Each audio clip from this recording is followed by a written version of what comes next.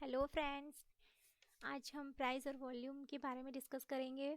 Friends, इससे पहले मैंने स्विंग ट्रेडिंग के लिए स्टॉक कैसे निकालें उसकी वीडियो बनाई है, आप उसे जाकर पहले देखिए।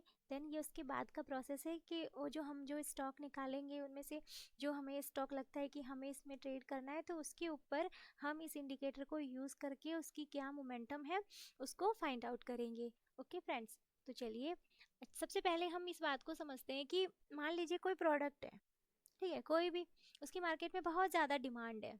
जब कोई भी नई नई चीज़ लॉन्च होती है तो डिमांड तो होती ही है। तो डिमांड होती है तो क्या होता है कि लोग उसे खरीदने में ज़्यादा इंटरेस्ट दिखाते हैं।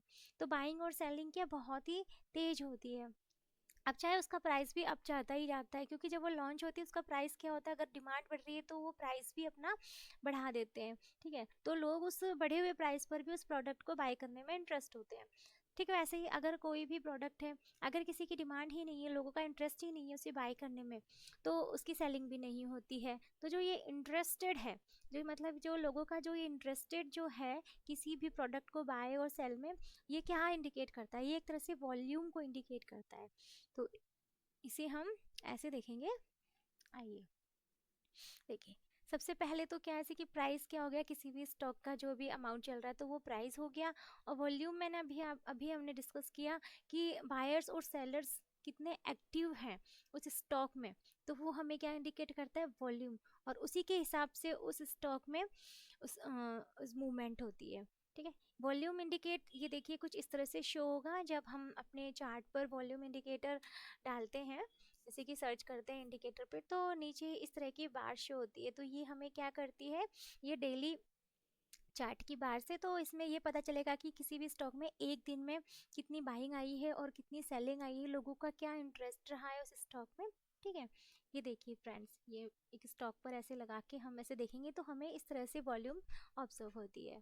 तो ये स्टॉक की मोमेंटम है, अप डाउन चलती रहती है, और ये नीचे ये वॉल्यूम को इंडिकेट कर रहा है।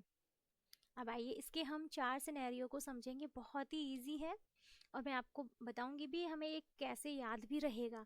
ठीक है, देखिए सबसे फर्स्ट सिनेरियो क्या होता है कि प्राइस अप जा रहा है और वॉल्यूम भी अप जा रही है, यानी कि ये देखिए फ्रेंड्स, प्राइस अप जा रहा है और यहाँ पे ये देखिए इसकी वॉल्यूम अप जा रही है, यानी लोगों का इंटरेस्ट है बाय करने में, यानी कि कोई सेल कर रहा है तभी तो कोई बाय कर रहा है। ठीक है, तो ये इस तरह से जब मोमेंटम कहाँ जाएगी, इसकी मोमेंटम अप साइड जाएगी। सिंपल सी ट्रिक है। नेक्स्ट हम आते हैं कि जब प्राइस डाउन जा रहा है तो वॉल्यूम भी डाउन जा रहा है, तो मोमेंटम कहाँ जाएगी, ये देखिए प्राइस डाउन जा रहा है, यानी कि थोड़ी सी सेलिंग तो हो रही है। ठीक है, वॉल्यूम भी नीचे जा रहा है, बट इसमें क्या होता है, ये देखिए फ्रेंड्स, प्राइस डाउन जा रहा है और यहाँ पे ये वॉल्यूम भी डाउन जा रहा है, ये जो बार्स है ना ये वॉल्यूम है, तो इसका जो मोमेंटम कहाँ जाएगा, ये अप साइड जाएगा। ठीक है, और इसका थर्ड सिनेरियो क्या है कि प्राइस अप जा रहा है। ये देखिए फ्रेंड्स, यहाँ पे मैं आपको चार्ट पे दिखा रही हूँ, ये प्राइस अप जा रहा है और वॉल्यूम तो है ही नहीं, वॉल्यूम डाउन है। ठीक है, मतलब लोगों का इंटरेस्ट ही नहीं है उसे बाय करने में, चाहे वो स्टॉक कितना भी अप जाए।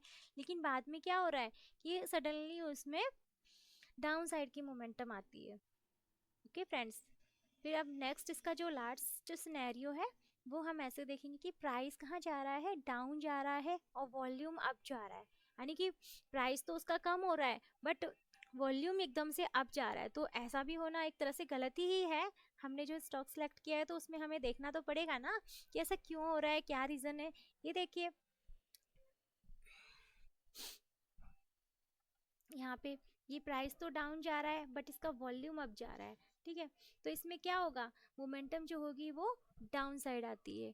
ठीक है, ऐसे ही हम अपने स्टॉक में डेली मूवमेंट को हम देख सकते हैं कि उसका क्या वॉल्यूम है, क्या उसकी कितना डिमांड है, बाइंग और सेलिंग, बाइंग ज़्यादा हो रही है या सेलिंग ज़्यादा हो रही है, तो इस तरीके से हम अपना डिसीजन ले सकते हैं। ठीक है फ्रेंड्स, अब मैं आपको एक इसका ईजी वे बताती हूँ कि एक तरह से हम इसको कैसे लर्न करेंगे।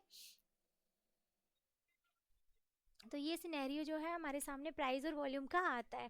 देखिए जब प्राइस भी अप जा रहा है, वॉल्यूम भी अप, यानी कि दोनों जो हमारी चीज़ें हैं वो दोनों अगर सेम डायरेक्शन में जा रही है तो मूवमेंट अप साइड ही जाती है।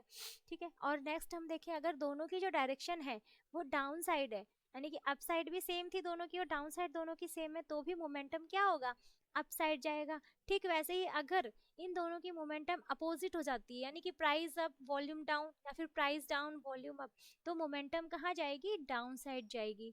ठीक है फ्रेंड्स, ओके, आई होप आपको ये वीडियो अच्छी लगी हो।